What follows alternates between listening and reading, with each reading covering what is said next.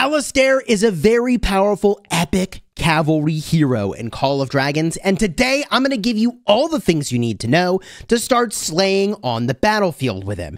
Stick around in this video for a review of the skills, best talents, best pairings, and best artifacts. Let's get it started.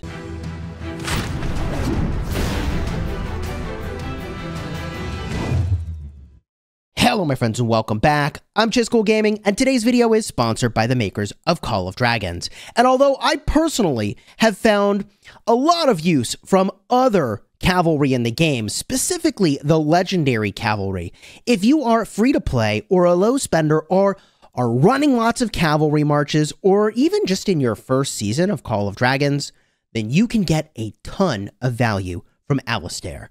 Now, in all of my commander guides, I follow the sequence I described in the intro, reviewing skills, talents, and so on, so please do consider using the timestamps to jump to whichever part of the video you need and are interested in, and consider subscribing if you haven't already for Call of Dragons guides and videos designed to help you get value and smash your enemies. And just to give an ounce of credibility to my name, I've pulled down 13 million merits this season, and the season's not over yet. There's a lot more to do. So let's get started with the skills. How does Alistair work?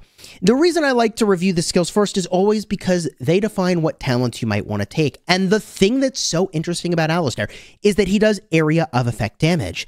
He is, I think, the only cavalry hero that does this. So we need to take note of this. He does 600 damage factor to his target and 2 nearby targets. So that's 1800 total damage factor. I love area of effect damage. Let's go to the next skill, which is easy to understand. 10% hit points and 10% physical attack. Remember, physical attack only applies to things like cavalry, marksmen, or infantry, okay? And I suppose, this is 10% hit points and 10% physical attack. It actually, so far, hasn't required cavalry to use him. Isn't this interesting? From here, next skill. This is related to hitting cities and strongholds, which is a real bummer because you're never going to do this with an epic hero. So this skill is honestly just wasted. 20% chance to increase your defense by 30% for 2 seconds when attacking cities and strongholds. I guess you could be swarming a city, and that could trigger only once every 5 seconds. From here, when Alistair's Legion has over 50% of units remaining, it has a 20% chance to gain Repost and Passion when launching normal attacks, and increasing the counterattack damage dealt by 30% and rage accumulation speed by 30% for 3 seconds. This can be triggered once every 5 seconds. So wait a minute. This skill doesn't require cavalry. This skill doesn't require cavalry. This skill doesn't require cavalry. So you could technically use him with marksman, although his attack range is near, so that doesn't make any sense. You could technically use him with infantry, although, I don't know, he's not all that tanky, but, area of effect damage infantry, I guess? Kind of interesting, right? The final skill. Now we care about cavalry. Cavalry units led by Alistair deal 10% more normal attack damage and take 10% less damage. The awakening skill is where you're like, hold up, wait a minute. We care about cavalry after all. And so this is very powerful. Your normal attack damage is only the damage you deal when you directly target someone, not the skill damage. It's that white number you see showing up, okay? Now that white number sometimes also is made up of counterattack damage, but normal attack damage boosts and counterattack damage boosts are separate items in this game. So this is only boosting the damage you deal directly to the target that you are targeting. Also, taking the 10% less damage is just amazing. That's from everything. 10% all damage taken reduction is insane. That's actually really, really, really good. So let's get a look now at your talent options. And you have really kind of 2 choices, I would say.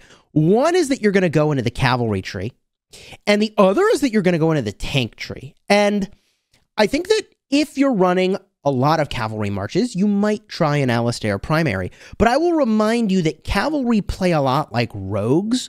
By that, I mean they want to dish a lot of damage, but not become the target of damage. They don't really take damage well. So the tank tree is an interesting idea.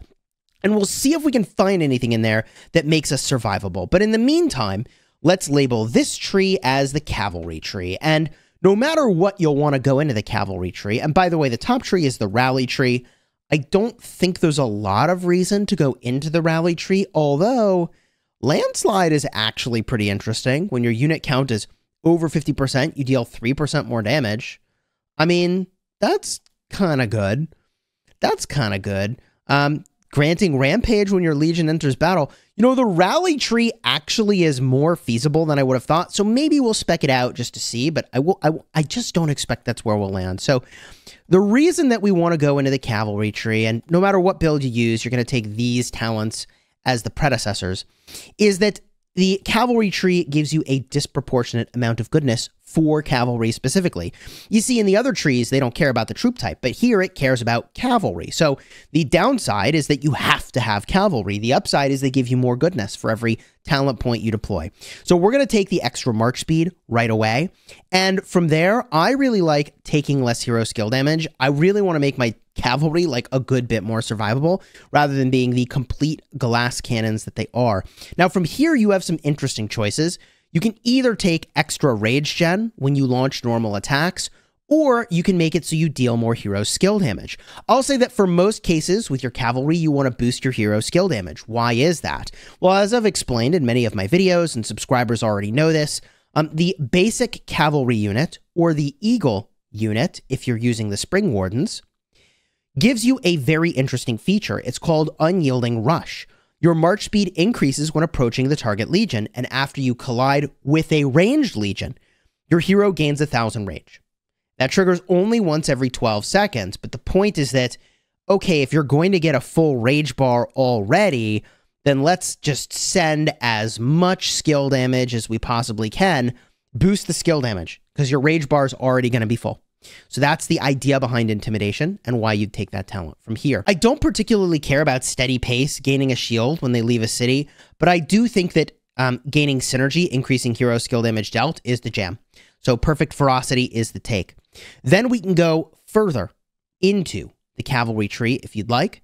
We can either take less counterattack damage, deal more damage to marksmen, or reduce defense to gain attack. Oh, I feel like making it so that you hump marksman is a pretty cool idea. So marksman counter tactics, 5% extra damage to marksman is really good. If you wanted something more universal and tanky, just take swift analysis. I think that's a fine choice. From there, you can get quick escape, gains haste after ending battle, increasing your march speed. I really like that one. Also, you can make it so your legion gains keen after defeating enemy troops. I generally dislike things that require you to defeat an enemy troop in order to get their benefit. It's a part of the reason why I don't love quick escape. But you either take, I think, quick escape, or you take guerrilla, making it so you take less damage while marching. In a perfect world, you're not taking a ton of damage on your way in to ambush a target, but you might get poked a lot when you're running. I feel like quick escape is really good. If you are able to break combat after an engagement, you can get away, which seems super, super worth to me. From there, you have two choices. When your legion count is below 50%, you can increase your attack, or you can get a heal after ending the battle. What an interesting split here.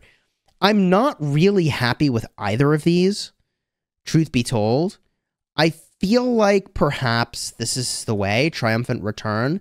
If you're really kind of ambushing a lot with your cavalry and you're attacking weaker opponents, which is kind of the goal with cavalry, that's the way to go. And then from here, you've got some options. Inescapable. When your legion consists entirely of cavalry, they slow the enemy legions when you intercept them. They inflict a defense break, reducing their march speed by 30% and defense by 5% for 3 seconds. I think this is pretty cool, but typically you're faster than your enemy anyways. I'd rather just deal more damage. Bloodmark is just more raw damage. Just wreck the target you're going to wreck, because you get Unyielding Rush. You'll use a skill right away. This puts another 150 damage factor up front, which may just be so much damage you've stacked up at the start that your enemy just runs away in fear.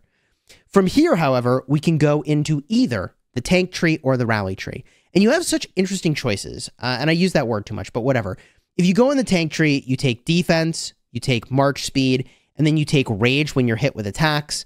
And then you go and you take Impregnable Defense, which gives you shelter when you enter battle, giving you more defense. Also, when your Legion is hit with a normal attack, you have a 10% chance of gaining Tough, reducing hero skill damage taken. Honestly, either of these will be great. Either of these would be great. If you go in the tank tree, you're going to have a couple extra points, and you can get a little bit of March speed once you reach, I think, level 60, okay? Alternatively, if you go in the rally tree, there's kind of some interesting stuff here. You can get hit points, which I like. You can get March speed, which I like.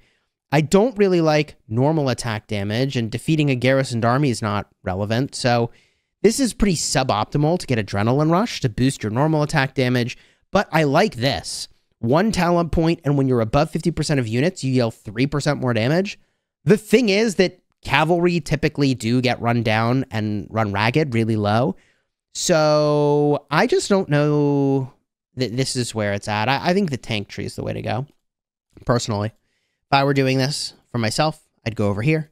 I'd get the March speed, and I'd go get the Rage Gen.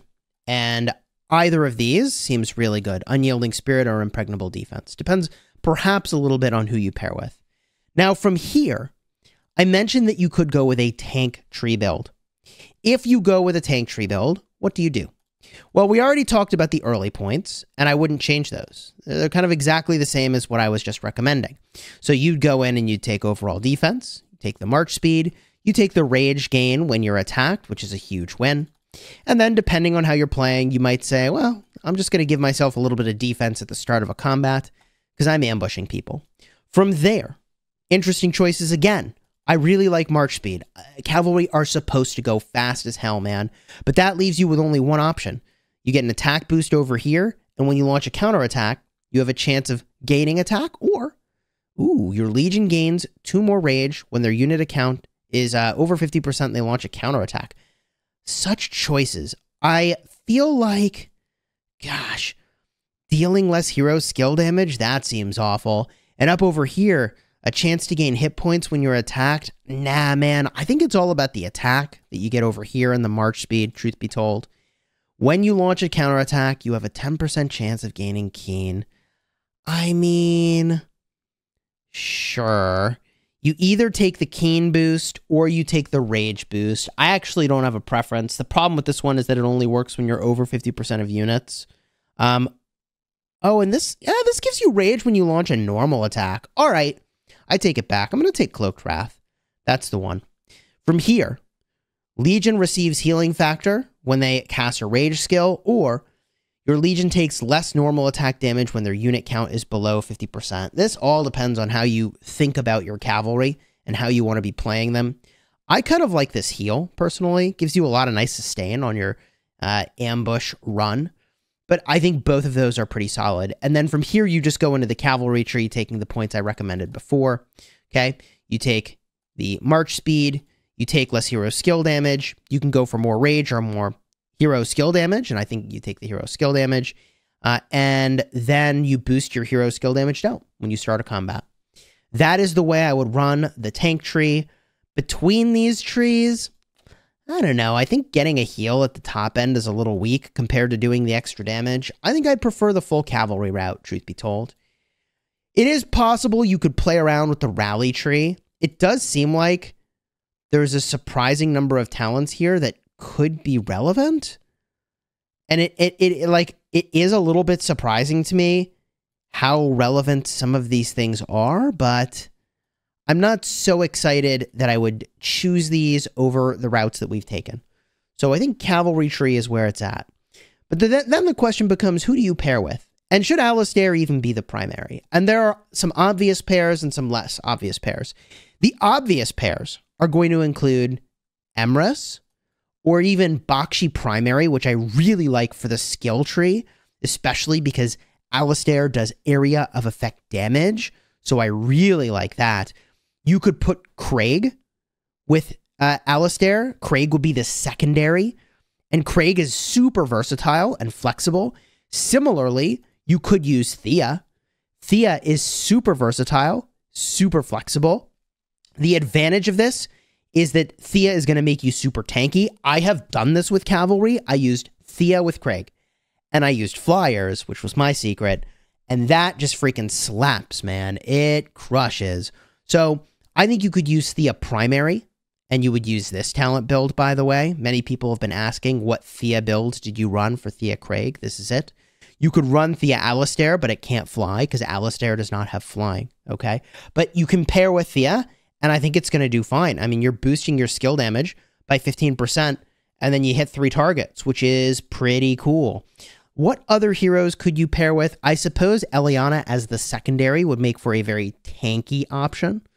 I don't feel like that's the goal of Cavalry. However, I feel like your goal is to go in, do some big damage, and get the heck out of there. But I mean, I did enjoy Thea, but I also used Thea specifically for flying. The last hero I'll mention, but I just don't think you would pair them together, is Freygar. The reason she works is that very little of her kit actually cares about marksmen. She's just kind of a normal attacker, and there's not particularly a synergy there. I'm just saying it could work. And I guess there is one more, Hosk. Ya boy Hosk, who I would probably use as the secondary. Use the Cavalry tree from Alistair as the primary. Man, I always forget about Hosk, but he is super versatile, and I do keep finding uses for him, even though it's not rallying, and it's definitely a bummer that one of his skills is committed to rallying. So that covers, I think, some of the best pairs for Alistair. And if you're running multiple Cavalry, you're definitely going to be using him. With that said, you have several interesting artifacts beyond certainly what I'm showing you here. The best choices for your Cavalry in your early seasons are going to be the Kingslayer, and also, of course, the Sorlin's Blade. Easy to get this early on. The Battle Pass, I believe, will give you access to a Sorlin's Blade. If you didn't get those, then you have other options in the early game especially. There is the Wolf Woman of Healer, and I don't like this one, but it has some cool uses where you basically can teleport somewhere and then teleport back to where you started. In addition, there is also Storm Arrows. I feel like this also was a kind of disappointing artifact for common uses. What this is really good for is going up a mountain or over a river if you have lots of skill levels in it, because those skill levels increase the range. But if you don't have a lot of skill levels in it, I didn't like it. And I really didn't like it for engaging an enemy, because Cavalry need a couple seconds and a certain amount of distance in order to do that like unyielding rush effect I talked about earlier. And often I would find that after I blink, first of all my movement stops. And then second of all, sometimes I'd be so close to the target, I wouldn't unyielding rush, which is a huge L. So these are just like really hard to use well, and you need lots of skill levels in them.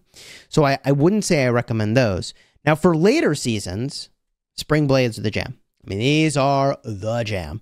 So if you're wondering what the late game thing is, this is how you eke out the most damage. Alternatively, if you're wondering what the early game thing is, you have some crazy options here too. The Cloak of Stealth is crazy fun. Your march gains stealth. Now, there are a lot of sneaky ways to see where someone's march actually is, but people have a lot of fun with the Cloak of Stealth. It's a cavalry item, and it's a good cavalry item, man. In addition, we've got the Centaur Bow. It gives you cavalry defense, so it makes you a little more tanky, and it's a good way to eke out a little bit of area of effect damage. 3 targets, 1500 damage factor. At the epic tier, you can do some damage with this thing. And it's obviously a lot easier to get epics than it is the legendaries. I would not really recommend for PvP to get the Boots of Swiftness, which gives you a march speed boost. I just use this for running around places on the map. In fact, I honestly ought to put a few levels into this. I use him to get runes, and I obviously have plenty of dust here. So taking this to like level 20 or level 30 just makes a lot of sense, so I can get runes faster. I'll probably put more dust in that later. The other artifact that gives you a really wicked march speed boost is the Springbird Feather.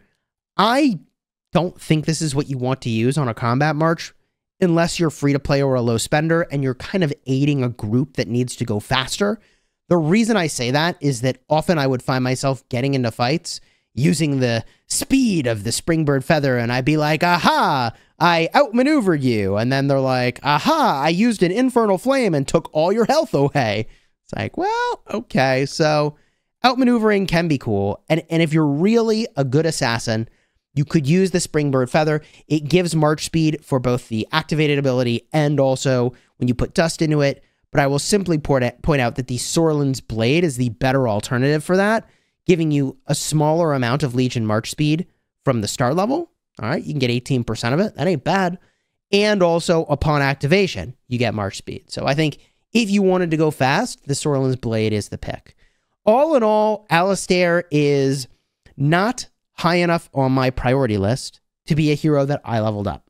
I mean, obviously, toward the middle of the season, all your heroes are leveled up, but he was not one of the first 10 heroes I leveled, which I considered to be the most important. I did, however, include in that list Emrys and Bakshi, and once you get them to a pretty moderate amount of skills, you've got a better cavalry march than you're going to probably make with Alistair anyways. So Alistair, to me, feels like the sort of thing you do if you're really committed to multiple cavalry marches, or if you're really in the early game and are trying to run a cavalry march and you're very low spender free to play, Alistair is a route you can go. And let me tell you, cavalry are so fun. They're so fun that I've committed myself to flying cavalry, which is the freaking best, man. I love it. Of course, I've talked about that plenty in other videos, so I'll have a card in the end screen in just a second if you want to check that out. If you enjoyed this video, do me the honor of throwing a like on here and consider subscribing. If you've got any other thoughts about Alistair as a hero and who to pair him with, leave those comments down below. And until next time, you have fun smashing the kingdom.